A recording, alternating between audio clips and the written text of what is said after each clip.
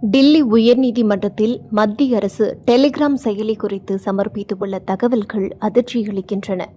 மத்திய அரசு வியாழக்கிழமையன்று டில்லி உயர்நீதிமன்றத்தில் பயங்கரவாதம், சைபர் குற்றம், போதைப்பொருள் கடத்தல், குழந்தைகள் சம்பந்தப்பட்ட குற்றம் மற்றும் நிதி மோசடி உள்ளிட்ட சட்டவிரோத நடவடிக்கைகளுக்கான முக்கிய வழித்தடமாக டெலிகிராம் மாறியுள்ளது என்று தெரிவித்துள்ளது.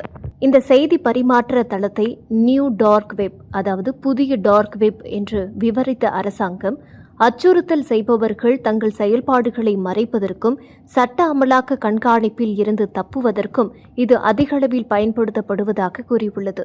ஜூன் 21 அன்று திட்டமிடப்பட்ட நீட் யுஜி 2026 மறுதேர்வுக்கு முன்னதாக இந்தியாவில் டெலிகிராம் சேவைகளை தற்காலிகமாக நிறுத்தி வைக்கும் மையத்தின் முடிவை எதிர்த்த வழக்கில் இந்த சமர்ப்பிப்பு வந்தது. CNN நியூஸ் 18 அறிக்கையின்படி டெலிகிராம் குற்றவாளிகளை இணைக்கும் புதிய டார்க் வெப் ஆக மாறியுள்ளது. டீப் வெப் லிங்குகள் மூலம் டார்க் வெப் ஃபோரம்களை இணைக்கும் லிங்குகளை டெலிகிராம் சேனல்களில் குற்றவாளிகள் வேகமாக பதிவிடுகிறார்கள். இதனால் அதிகாரிகளால் குற்றவாளிகளை கண்காணித்து கண்டறிவது கடினமாக உள்ளது என்று மத்திய அரசு தெரிவித்துள்ளது. மேலும் பயங்கரவாத அமைப்புகளுடன் தொடர்புடைய குழுக்கள் வன்முறை செயல்கள் தொடர்பான பொருட்களை பகிரவும் தவறான தகவல்களை பரப்பவும் இதை பயன்படுத்துகின்றன. கூடுதலாக டெலிகிராம் சேனல்களில் திருட்டு திரைப்படங்கள், வெப் சீரிஸ்கள் மற்றும் பதிப்புரிமை பெற்ற உள்ளடக்கங்கள் பகிரப்படுவதால் பெரும் நிதி இழப்பு மற்றும் அறிவுசார் சொத்துரிமை மீறல்கள் ஏற்படுவதாக அரசு குற்றம் சாட்டியுள்ளது. போலி அடையாளங்களை பயன்படுத்தி கணக்குகளை உருவாக்கி சைபர் குற்றவாளிகள் நிதி மோசடிகளை செய்கிறார்கள்.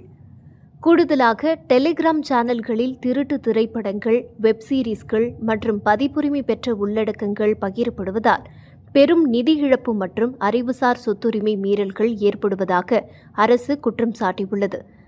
சமீபத்தில் ஜனநாயகன் திரைப்படம் டெலிகிராமில் லீக் ஆனது பெரும் சர்ச்சையானது. ஜூன் 21 நீட் யுஜி மறுதேர்வுக்கு முன்னதாக மத்திய அரசின் தற்காலிக கட்டுப்பாட்டை தொடர்ந்து டெலிகிராம் இந்தியாவில் வேலை செய்வதை நிறுத்தியுள்ளது. இருப்பினும் இது VPN மூலம் அணுகக்கூடியதாக உள்ளது. இதற்கிடையில் அரசின் உத்தரவுக்கு இணங்க கூகுள் இந்த செயலியை நீக்கியுள்ளது மற்றும் ஆப்பிள் தனது ஆப் ஸ்டோரிலிருந்து அதை அகற்றியுள்ளது. டார்க் வெப் இணையத்தில் சாதாரண தேடுபொறிகளால் கூகுள் போன்றவை கண்டுபிடிக்க முடியாத குற்றங்கள் நடக்கும் ரகசிய பகுதிதான் டார்க் வெப். டெலிகிராமில் உள்ள அதிகப்படியான தனியுரிமை மற்றும் ரகசிய குறியீட்டு முறைகளால் இதுவே ஒரு புதிய டார்க் வெப் போல செயல்படுகிறது. பழைய செய்திகளை மாற்றிவிட்டு அதன் டைம் ஸ்டாம்ப் நேரத்தை மாற்றாமல் ஏமாற்றும் வசதி டெலிகிராமில் உள்ளதால் போலி வினாத்தாள் கசிவு ஆதாரங்களை உருவாக்குவதை தடுக்க ஜூன் 30 வரை மெசேஜ் எடிட்டிங் அம்சத்தை முடக்கவும் அரசு உத்தரவிட்டுள்ளது. டெலிகிராம் செயலி 2013 நிக்கோலாய் அண்ட் பாவெல் துரோவ் என்ற ரஷ்ய சகோதரர்களால் தொடங்கப்பட்டது. ரஷ்ய அரசாங்கத்தின் டிஜிட்டல் கண்காணிப்பு மற்றும் கருத்து சுதந்திர நசுக்கல்களில் இருந்து தப்பிக்கவே அரசாங்கங்களால் ஊடுருவ முடியாத ஒரு பாதுகாப்பான தளமாக இது உருவாக்கப்பட்டது. தொடக்கத்தில் பயனர்களின் தனியுரிமையை பாதுகாக்கும் நம்பகமான தளம் என்ற ஒப்பந்தத்தின் அடிப்படையில்தான் மக்கள் இதை ஆதரித்தனர். ஆனால் இதே பாதுகாப்பு அம்சம்தான் இன்று குற்றவாளிகளுக்கு கேடயமாக மாறியுள்ளது. 2013 டெலிகிராம் அறிமுகமானது எண்ட்-டு-எண்ட் என்கிரிப்ஷன் மற்றும் சீக்ரெட் சாட் அம்சங்களுடன் பாதுகாப்புக்கு முக்கியத்துவம் தரப்பட்டது. 2015 சேனல்ஸ் மற்றும் பாட்ஸ் அறிமுகமானது. இதன் மூலம் ஒரே நேரத்தில் லட்சக்கணக்கான மக்களுக்கு தகவல்களை பகிரும் வசதி கிடைத்தது. இதுவே சினிமா பைரசி மற்றும் சட்டவிரோத குழுக்கள் வளர காரணமானது.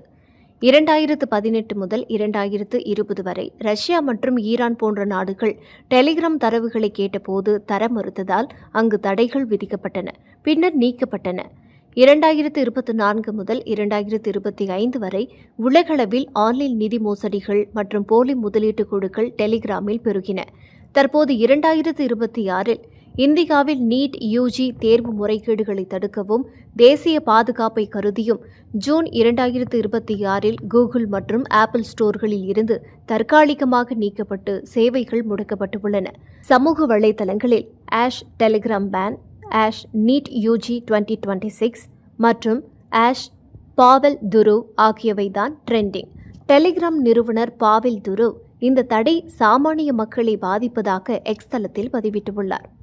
கடந்த காலங்களில் இந்தியாவில் டிக்டாக் மற்றும் பப்ஜி போன்ற செயலிகள் தேசிய பாதுகாப்பு காரணங்களுக்காக தடை செய்யப்பட்டன.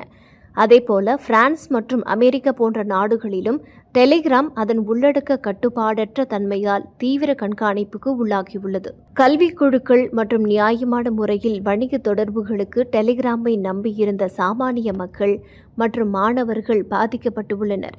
டிஜிட்டல் பாதுகாப்பு என்பது அரசாங்கத்திற்கு எவ்வளவு முக்கியமோ அதே அளவு சாமானிய மக்களின் பாதுகாப்பும் அவசியம்.